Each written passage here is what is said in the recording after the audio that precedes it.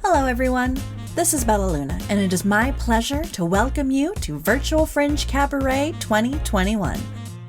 This year, the festival is presenting a hybrid model that will feature both in-person and digital performances from around the world.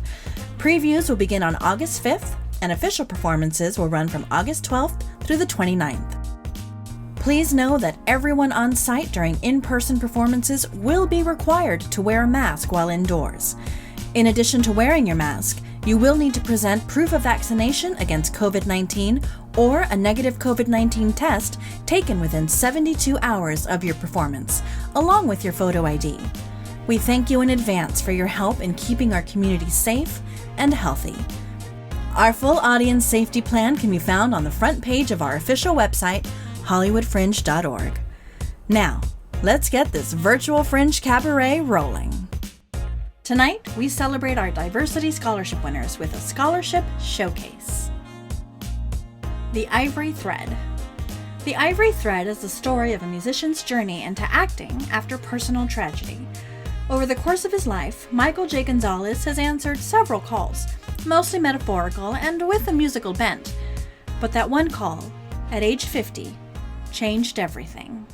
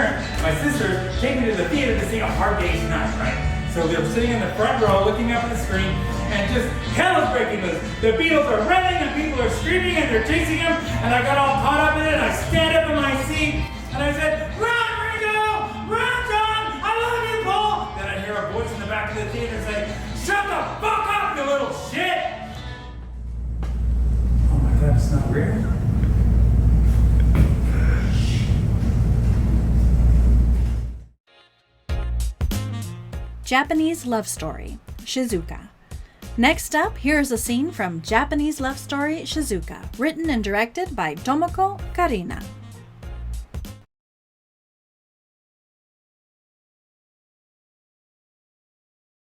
The performance at the arms prohibited Shinto shrine. I don't like it. I do not like it. I knew Lord Yoshitsune will insist never to miss a chance to see Lady Shizuka. Since we depart for Danmora tomorrow.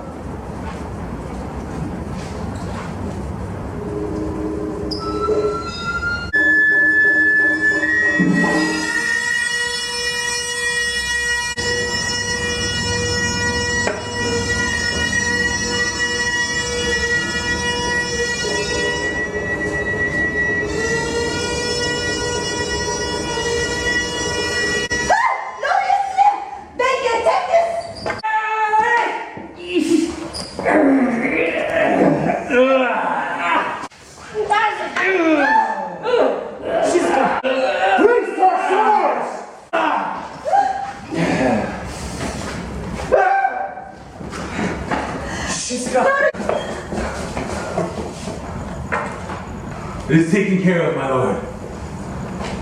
The ruffian was a remnant samurai of Heike.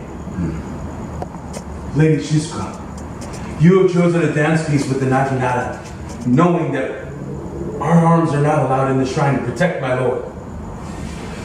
I thank you.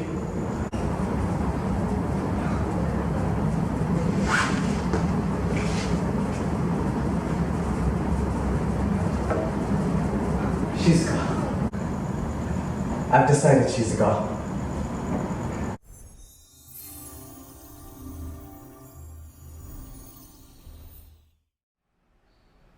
Caminos, A Mother's Journey. Caminos, A Mother's Journey is an original one-act play written and performed by members of Teatro Liberado, an up-and-coming Latinx theater ensemble based in Pomona, California. This is a performance by Sofia Levy, who plays Estrella, of one of the original songs written for the show.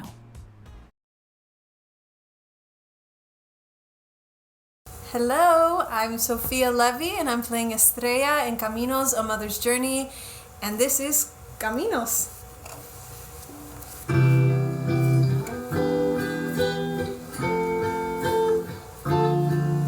Alejarte de ti sería un gran temor para mí.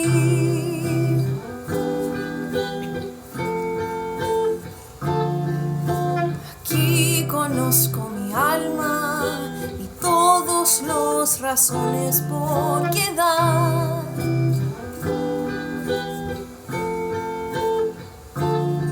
Pero ahí las luces brillan por todos los caminos que me esperan y que te esperan por los sueñitos. No hay nada en la vida más extraño. El cielo da la forma de lograrlo y todo lo hiciera otra vez por ti, porque tú eres mi camino.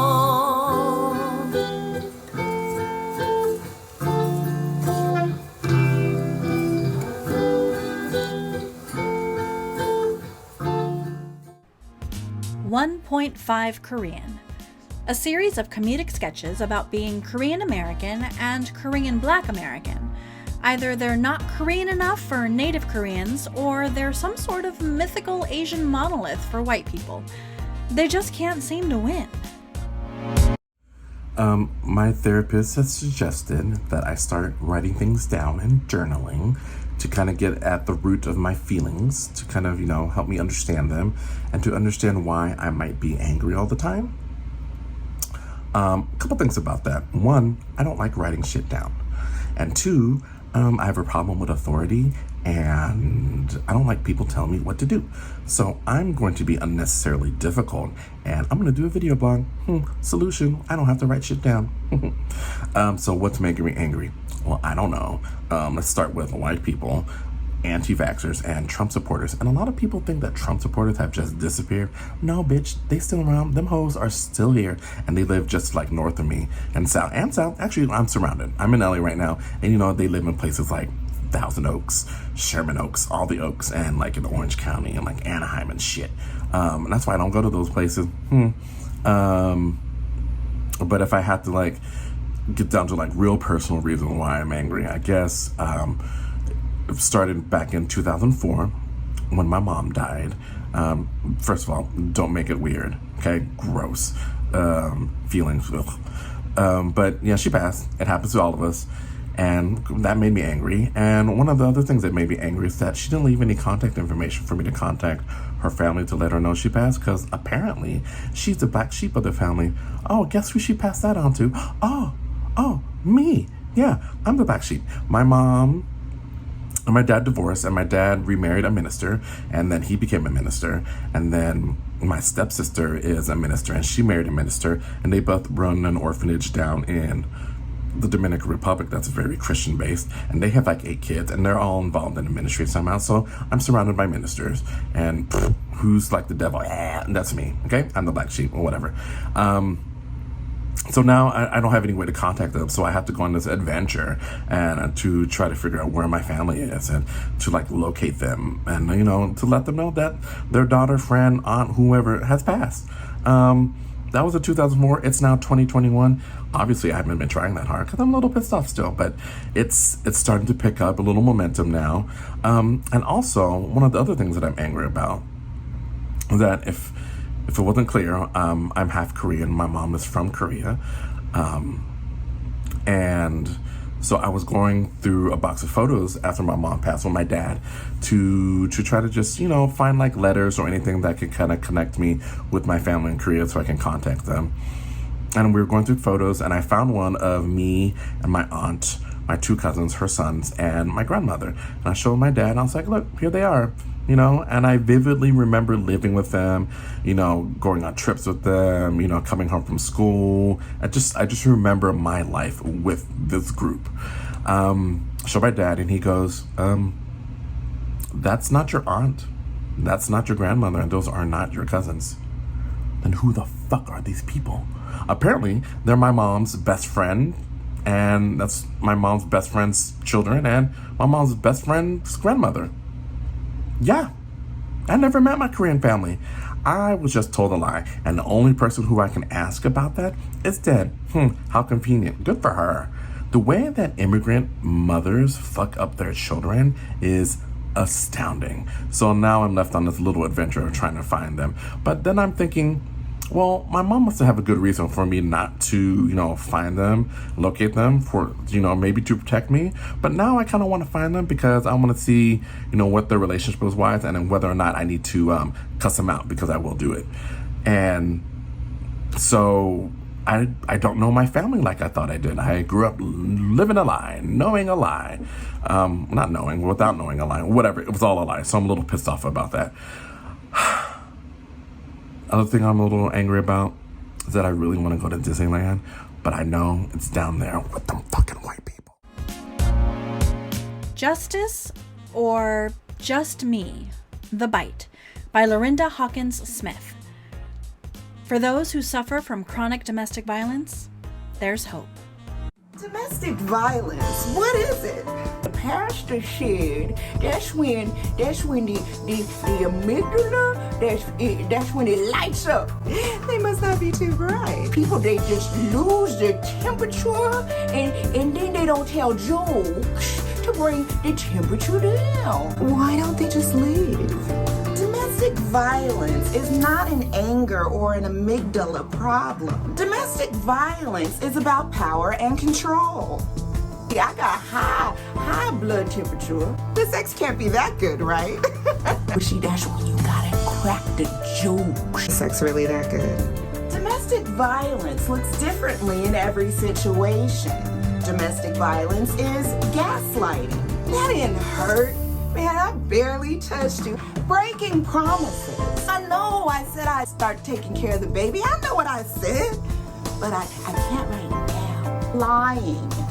Now, we both know I said starting next year. Name calling, verbal abuse, psychological and financial. And of course, physical. But ironically, in most cases, it's the non-physical abuse that takes the longest to heal. That would never happen to me. Domestic violence knows no racial, gender, cultural, religious, age bounds. No socioeconomic distinction, although black women do seem to be the greatest casualties. Wouldn't it be nice if men came with disclaimers like in those medicine commercials? May cause dizziness, constipation, fatigue. Or better yet, if there was a cure.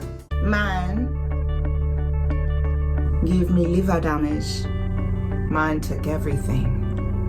Even my sense of smell. Elusa treats all main types of chronic pathology. Whatever your type, ask your doctor if Elusa is your kind of cure. I had the common type. Mine was rare. Elusa has a 98% overall cure rate. Fire? Ma'am, evacuate the train There's no smoke. now. I didn't smell it. Get off the train! Couldn't smell it. Take Yulusa once a day with or without food for 12 weeks, and woman, thou art loosed in no time. With Yulusa, your smile is loosed.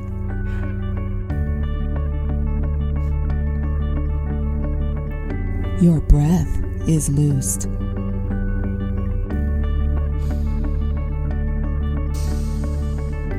With Yulusa, you woosa. I can't breathe. I can't smell. Side effects include smiling for no reason, cutting your hair, breathing deeply, sleeping through the night, being able to enjoy your kids without that nasty parent alienation, no court orders, no custody fights, no abuse of any kind, living your best life. That's better. You ask me why I smile? Because my God is so big. So big. With Yulusa, your hair is loosed. Freedom to wear your hair the way you want. Yulusa, freedom's good. Freedom's kind. Freedom matters. Yulusa, because it's good to be free.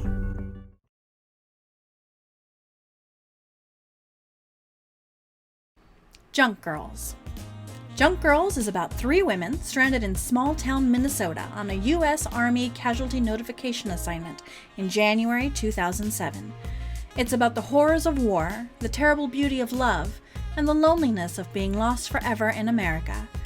It's also a comedy about getting the worst news of your life. Ah, like a pirate. Yeah, but I couldn't say that. I didn't think that she could take a joke, so... Yeah, so anyway, we pull into this Hardee's, and from across the street, this car was just like, pow! Flames, you know? Yeah. And I was like, Ashburn, that car is on fire, what do I do? And she was like, I don't know, just keep driving, man. Guess I'll never find out what happened in that car. That's a great story. Yeah, thanks. I know.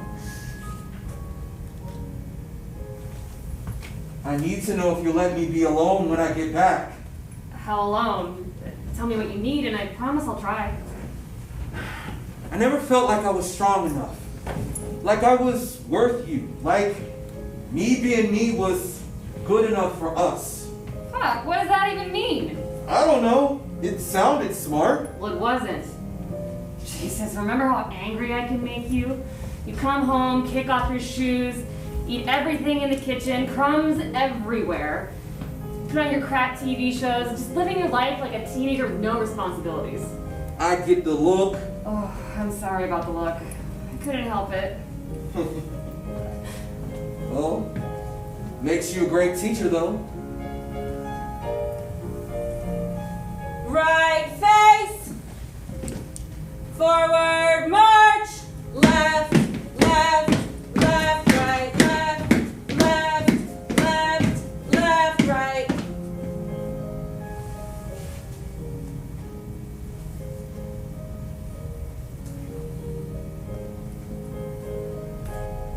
I'm sorry I didn't love you the way that you deserved. I'm sorry I didn't love you the way that you needed, like I should have. But hey, we'll always have television.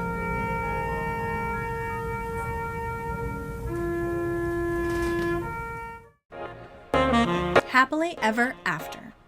Diana Elizabeth Jordan is a 2021 Diversity Scholarship recipient and is thrilled to be presenting her show, Happily Ever After.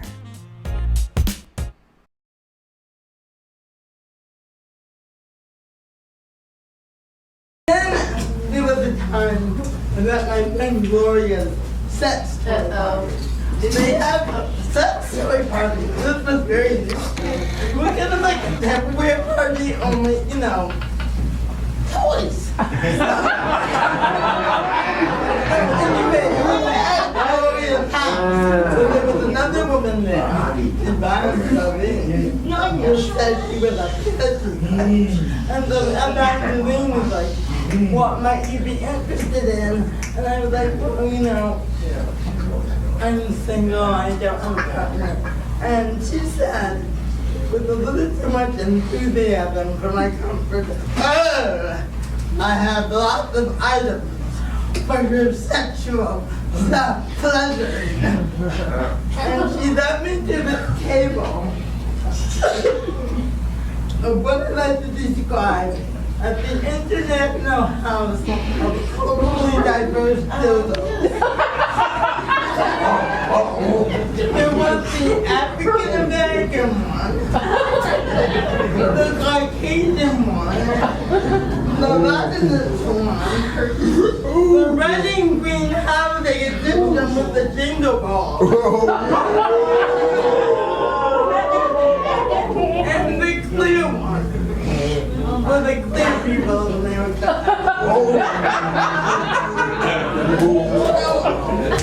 And then he handed me this book, 32 self-pleasuring positions. 32?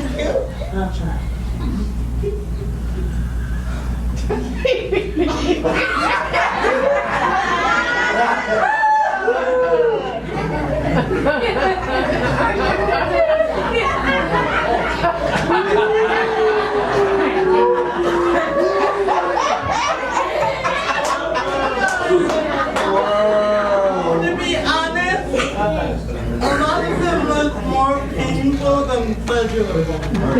Still, I felt obligated to buy something, and since the classless or the edible panties did not appeal to me, I got the Hands of Love massage lotion because I love the scent. But I wound up never using the lotion because the next day when I was having a lovely conversation with my mom, and I went to this party and she had, toys, and I got this massage lotion, which usually is for couples, so I like the scent. And my mother said, "Oh, Jackie and I know about the lotion."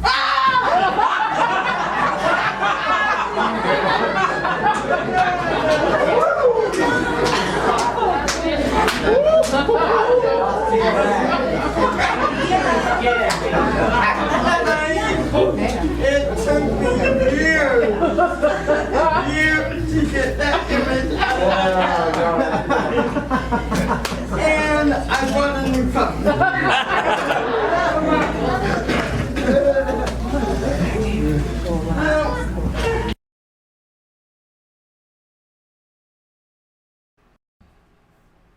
Estrawbery Fields Forever. Sometimes you just gotta run away from your parents' shortcomings and chase your dreams. In this show, Berenice Zuniga plays a character who is chasing naps, chips, tacos, and lower expectations. Have you ever seen a brown girl run like this? Like, there's not simply enough time to arrive, like, there's no or between fight and flight, like the fittest has to be you or else. You and yours won't have another shot at survival, at legacy, or else you and yours won't have another shot at living. Have you ever seen a brown girl run like that? I have.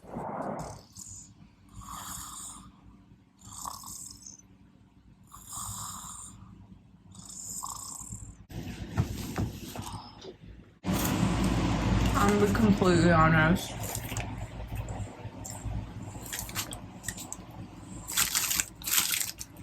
This bag of hot Cheetos has been the only thing getting me out of bed these days.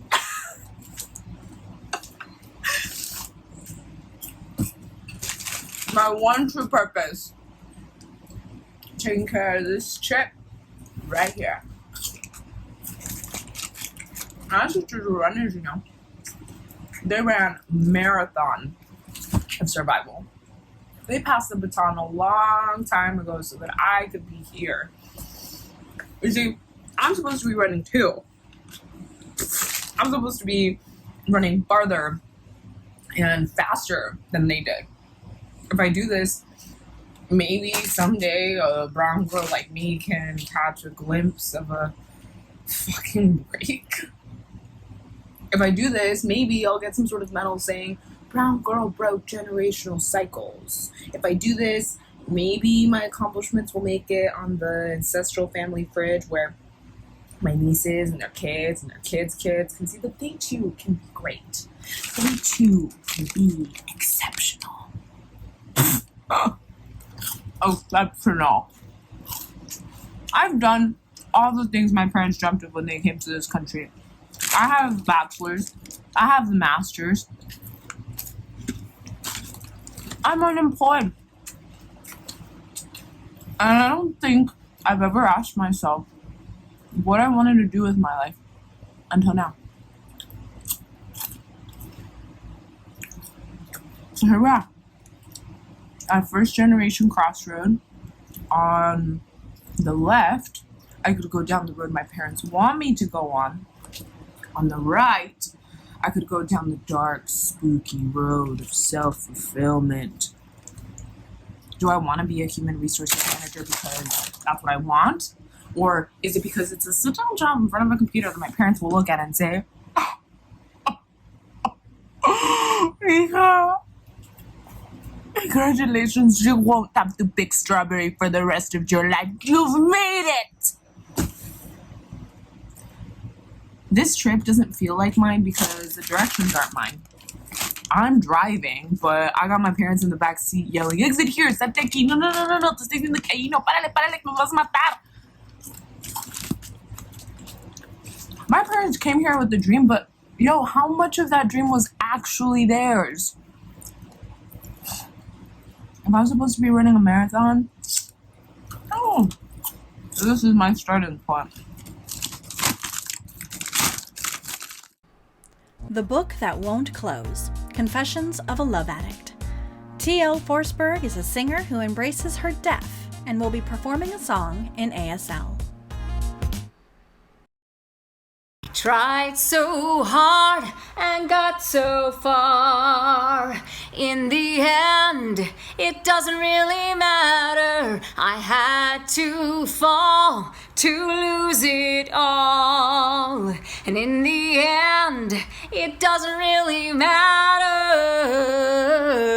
It doesn't really matter how hard you try. And motherfucking this, but da-da-da. Don't know the words, but I wrote this song to remind myself I tried so hard. That's me doing a really bad Linkin Park impression. That's my skill. Are you impressed? Does it make you want to come see my show? The Book That Won't Close. It has nothing to do with Linkin Park. Come see it. This one's in my show. I can tell that you're the one, 'cause baby, you're the right one. I'll come in and bring the fun, but one that you can lie to. Out of grace, you complicate the reasons that you call love. I'm so in and feeling shit and hooked up on the hard stuff. Oh, 'cause baby, you're the wild one. Oh, you make me wanna have some. Got a fever running high, the burning's kinda cozy. Stricken and delirious, your misery kinda lose me. Cut the glove and bring the love, 'cause baby, this is righteous. Every time you turn away, I'm feeling kinda nauseous. Oh, 'cause baby, you're a wild one. Oh, I'm never gonna get some. And baby, you're a wild one. You make me wanna have some beautiful sickness. You make me fucking crazy. Beautiful sickness. I'm feeling kinda hazy. Beautiful sickness. From living with you, baby. Beautiful sickness. Sickness. Beautiful sickness. You make me fucking crazy. Beautiful sickness. I'm feeling kinda hazy. Beautiful sickness. From living with you, baby. Beautiful sickness. Sickness. Beautiful sickness. You make me fucking crazy. Beautiful sickness. I'm feeling kinda hazy. Beautiful sickness. Living with you, baby. Beautiful sickness. You make me fucking crazy. Beautiful sickness. I said you make me fucking crazy. Beautiful sickness.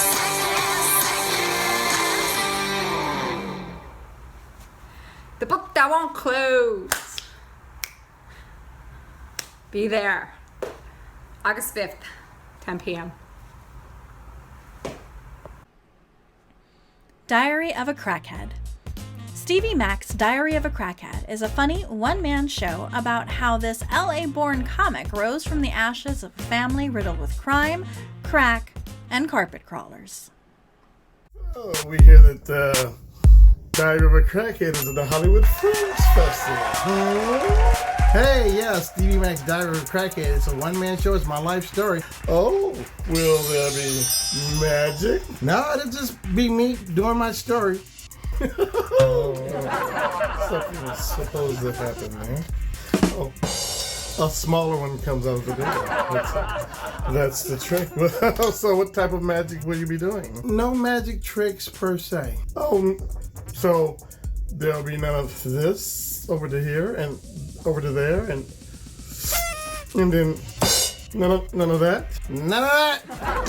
No, it's just pretty much me doing my story about my life. Well, surely there will be card tricks. No card tricks, No card tricks. Will there be money? Nope, no money. Oh yeah, there is money. Tickets are $10 for the live show. It's free for streaming. For more information on that, go to StevieMac.com. So I did get something right. Well, yeah, the money, $10 per ticket for the live show is free streaming. So you got that. So there we have it. Stevie Mac's Diary of a Crackhead in the Hollywood Fringe Festival from the 12th to the 29th. His show is on the 12th and the 20th. You don't want to miss it. For tickets and information, visit StevieMac.com. It's going to be magical.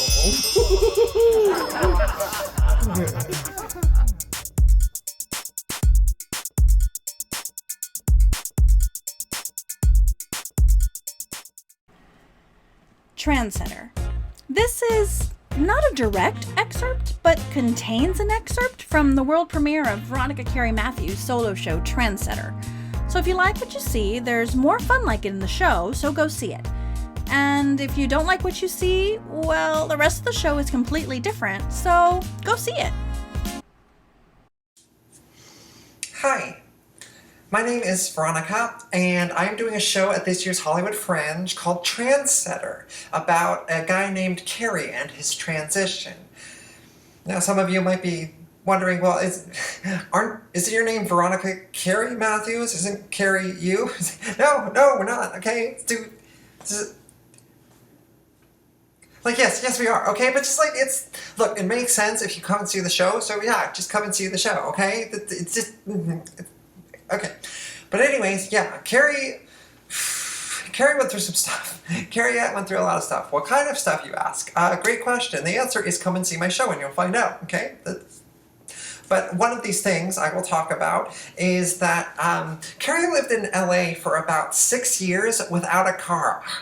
How? Yeah, crazy. That should be its own show. It's not, but it should be. So when Carey was going through some stuff, he had to move away, and the only way he could really move back is if he got a car. And so it took a little while because money was tough, but eventually Carey's cousin graciously lent him some money and helped him track down a very used 1996 Jeep Cherokee. Yeah, so, I mean, Carey, the rearview mirror needs to be reattached. The windshield wipers don't work, the interior's a little tattered, there's some random junk inside, and there's that missing rear panel in the back left, but I think it still runs pretty well. I think $600 is a good deal. Yeah, so Steve, you're saying it's kind of broken inside, it's kind of run down, but it's still willing to get up and go. It hasn't given up on life yet, despite its obstacles. It's still willing to fight, and it's super cheap. You're basically saying it's the car version of me. Maybe, yeah. The rear view mirror needs to be reattached, and I need to be able to look at my past more clearly to successfully move forward. The windshield wipers don't work, just like the raindrops of my tears flow over my breakup. They flow so hard, Steve, and I don't know how to push them away. My interior is a little tattered, and I most definitely have had some random junk inside me. Even that missing rear panel on the back left. I used to get cyst infections on the back left side of my neck until I got surgery to fix it. I mean, it's the perfect metaphor, right? Yeah, Carrie, right? I mean, again, like, I honestly don't know you well enough to tell you whether... Yeah, the car version of me. Yeah, I'll take it. Let's go, Jeep Carrie. So, with the car version of himself, Carrie was, well, ready to move on. To what? Just come and see my show again. Like, okay, I'm not gonna tell you everything, alright? If you've been like me and money's tight, like, message me or figure out a way, to contact me. We can work something out. Just come see my show. It's a good show, okay? Thank you. Have a wonderful, whatever time of day that this is gonna be showing. What's Been Eating Me? A one-woman show. What's Been Eating Me is a true-life dramedy of what happens when a not-so-strong black woman takes an emotional colonic, purges her feelings, and feeds her spirit. Exhausted from living the #unbothered life, Nanette takes audiences on an emotional journey towards self-discovery, self-compassion, and surrender. Diets are confusing. First they say, eat Greek yogurt, it's good for your health. Then they say, don't eat Greek yogurt, it has too much sugar. Just give me a honey bun. That's what's been eating me. If you recall, about 9 years ago, I disappeared from Houston, as well as my 11-year tenure from 97.9 The Box, or got fired. I'm gonna tell you all about it. What's been eating me? I said that just so you could roll your eyes that time. Action, bitch.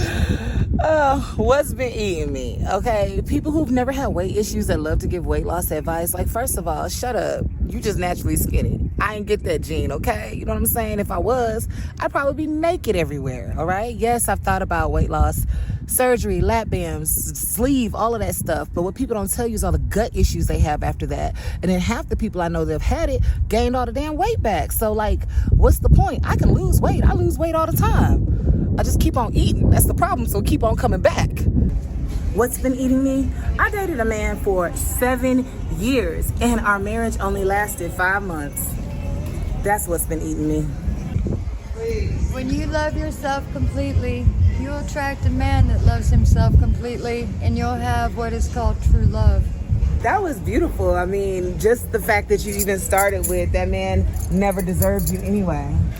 Question for you. So when did you know that you completely love yourself above everything else? I walked away from a millionaire. Money can't buy love. You've been another angel along our journey of just finding, front row parking spots, great energy, vibes, and wisdom. So thank you. Because anything that hurts is outside of love, because love never hurts. It never hurts. Never. So what's your thought on the saying that love is pain? No. I agree, it's not pain. I'll tell you what I believe. What do you believe? Love is the absence of fear, and fear is the absence of love. So once you walk out of fear, you're no longer in those trauma relationships, you're in love. Yeah. So you don't require that any longer because you've healed and you're complete. Let me see that. Thank you. What is your name? I'm Julia. Julia, I am the tag. Can I hug you? Yes, you get hugs? I do. Yes. I always do hugs. Oh, thank you. Thank you. And I want to give you a beautiful rose. Thank you. We are at the beach, and right now we are about to shoot the tribute for my sister. I'm putting together this frame. You know what I'm saying? We had to handle our business, so I'm excited. A little nervous, I'm not used to just crying in front of folks and stuff, and I'm gonna cry. But I want to honor her, and that's what this entire show is about. It's just honoring her, telling my story, and just finding peace. So what's been eating me? Making it to the top of life, of Runyon Canyon. Like, I have been going to Runyon Canyon since before I ever moved out to LA. Like, it was always like, oh, you gotta go hike Runyon, you gotta go hike Runyon. And I would never, like, every time I came, I would get a little bit closer to the top. Because first of all, it's a hike to the hike. Let's just talk about that. You gotta hike up a hill to get to the mountain that you about to hike. I'm like, wait, we just got to the entrance, I'm done. Hold up, I forgot to turn on my steps. Every step count. I done made it up here. Hold up. Literally the year before I moved out to LA, I made it all the way to the top, and now it's like I can do the whole thing and it's no big deal. The moment I saw this robe, I was like, oh, I'm wearing this for the show. Like, oh my goodness. First of all, red is my favorite color. It's always been my favorite color. It's a power color. When I wear red, I feel strong, I feel empowered, I feel like, hey man, y'all can't fuck with me. And even if you try, good luck. How are you feeling today? Well, this moment I'm a little hangry because I've been up since 4:30 this morning getting ready, and we have not eaten yet, so I'm a little hangry, but it's all good. We about to go get something to eat, and then I'm gonna be wonderful. But how I've been feeling all over, like, okay, I should probably keep driving. I feel so great. This is like a full circle moment. I am overjoyed that I'm finally telling this story. I already cried today, got that out the way, and I'm just very grateful, and it feels good, very cathartic. And bitch, I got this furry robe on. You know what I'm saying?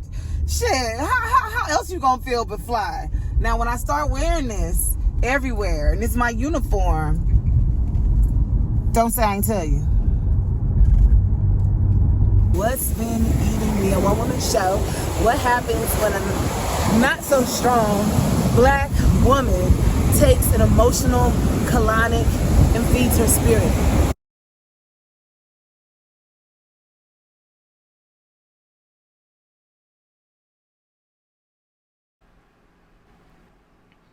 The Winner by MJ Kang. MJ Kang strives to be a winner during the pandemic when everything else seems to have gone to hell. Join her as she teaches you how to be a winner too. I'm Korean. We're winners! We don't deal with our emotions, we move on. The country's nothing but dirt after the Korean War. In less than 3 generations, we're hosting the Seoul Summer Olympics. We're tough. We're soldiers. I'm sitting with my 13-year-old daughter. We're outside her favorite neighborhood ice cream place. We're sharing 3 scoops in a cup, which we got for free, loyalty points. It's the pandemic, before vaccines for 12 years and older. And Asian Americans and Pacific Islanders were being attacked randomly, pushed on, stabbed, thrown bricks at, coughed, spit on. But my daughter and I, we continue to stay positive. We continue to strive for winning, to be model Asian minorities. Or not.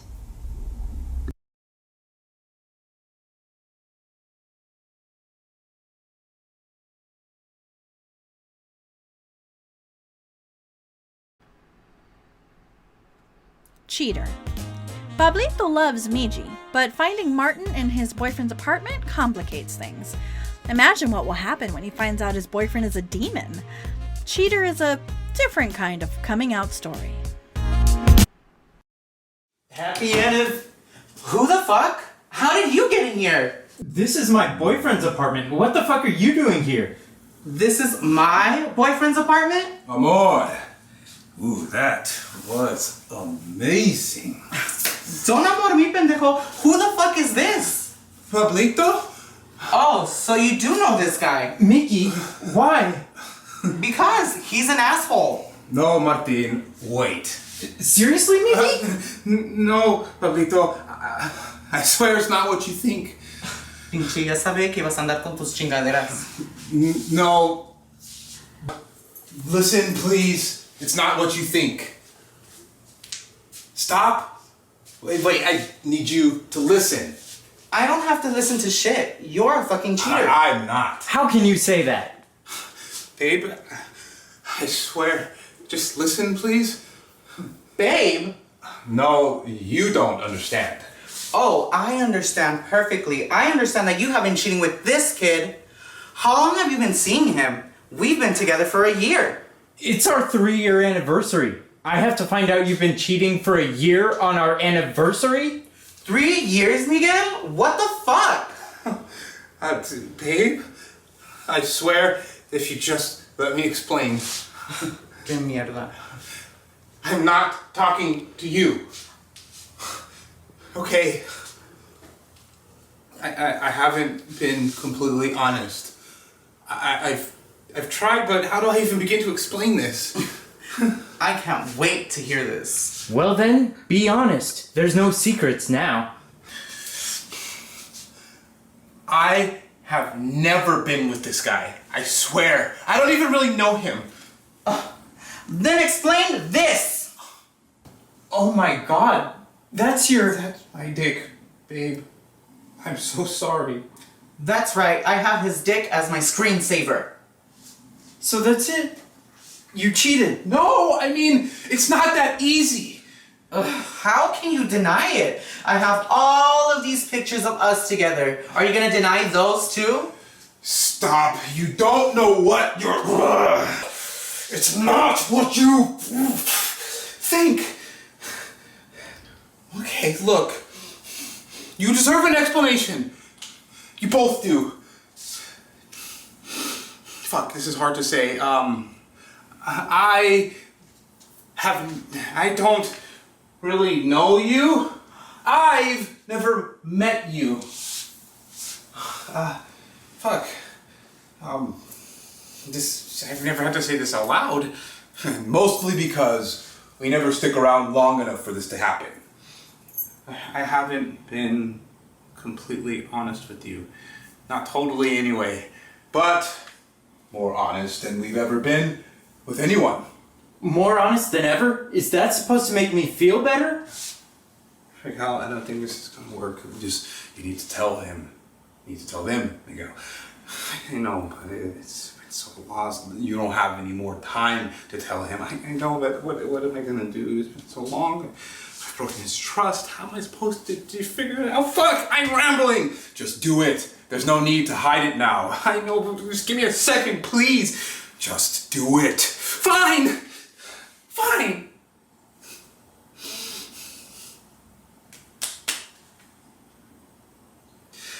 I'm possessed by a demon who takes over my body, mostly while I'm sleeping. I can't believe you said it out loud. Well? What the fuck was that? I mean, I know you can be a kind of extra sometimes, but really? A demon? I don't even know what to say to that.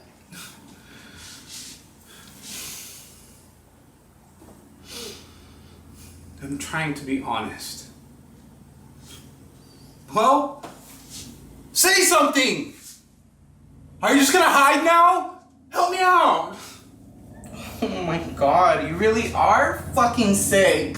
Is that it, babe? Are you sick? Is it a brain thing? Like multiple personalities? God, what is going on with my life that I'm hoping my boyfriend has multiple personalities? I really can't. I'm out. You can have him if you want. Wait! Stop! He speaks the truth. We share this body.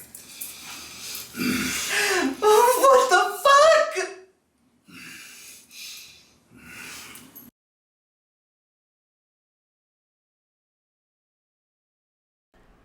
Versatile by Kevin Neighbors. Kevin is a mixed black artist with a deep love for Shakespeare. So much so that when writing raps and slam poetry to go between the scenes in his solo show, he wrote a Shakespearean monologue to throw in. But that wasn't enough, so he also decided to abridge the play Titus Andronicus. Enjoy the show and check out Versatile, stories from inside the closet of a half-black gay man.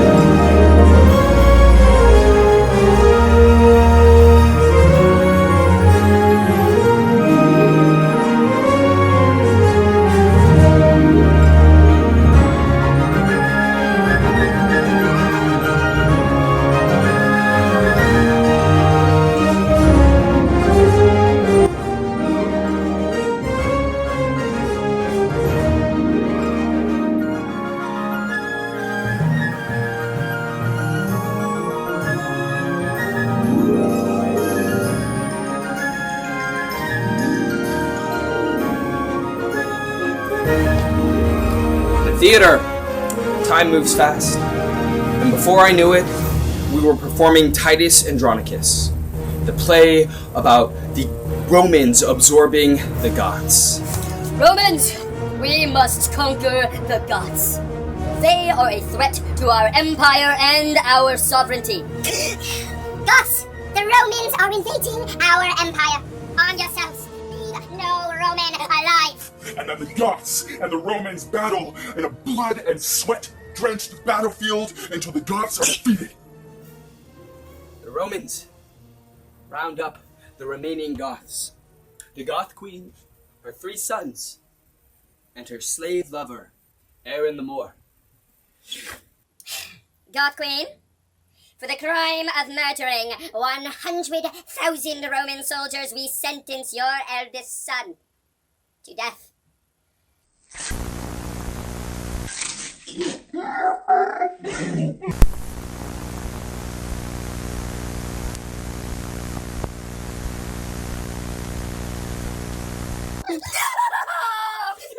Yes, he is dead now. And because that is not enough to satisfy my lust for justice, I will take you, my queen, as my bride. Gracious Emperor, do I have a choice? No. Okay, I will then, but I will have my revenge. What was that? Nothing, my gracious Emperor. Aaron, my sweet Moor, will you help me get revenge upon this tyrannical dictator? Sure. Yeah, anyway, here we are in the forest, my queen, and as promised, I've devised a plan to get revenge on the Emperor. I'm going to kill the Emperor's brother and frame Titus. What a glorious, wonderful idea, my sweet, handsome, gloriously endowed Aaron. But because that is not enough to satisfy my lust for revenge, I am going to disfigure Titus's daughter. I'm going to disfigure Titus and disfigure Titus's daughter. I, Titus, am mad now! Oh no, Aaron, I'm pregnant. It has more of your features. Kill it! God, no, that. Stop with the puns. I'm gonna take my child, run away in the forest, and feed it on berries. And then the Emperor and Titus discover the evil plot, and Titus feeds the Goth Queen her remaining sons in a murder pie, and everyone kills everyone. Aaron is blamed for all the evil deeds done by the white people. Aaron, your evil, malicious, endless crimes, we sentence you to death. Any last words? Yeah. Everything I ever done, y'all done too. But worse. Y'all are fucking crazy. Oh! White people. Oh! Oh! Oh! White people. White people. Fucking crazy. White fucking crazy. Not real bad. And you crazy. Disfigure Titus's daughter. You do the math here. Who's wrong in this story? All I see is a bunch of people plucking each other's eyes out over and over again.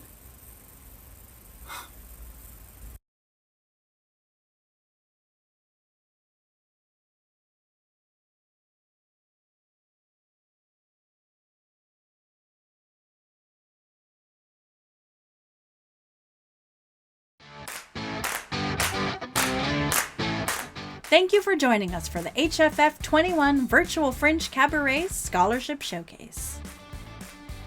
Be sure to like and subscribe to be notified of new Fringe TV videos here on YouTube, and follow at Hollywood Fringe on Twitter, Instagram, Facebook, and TikTok.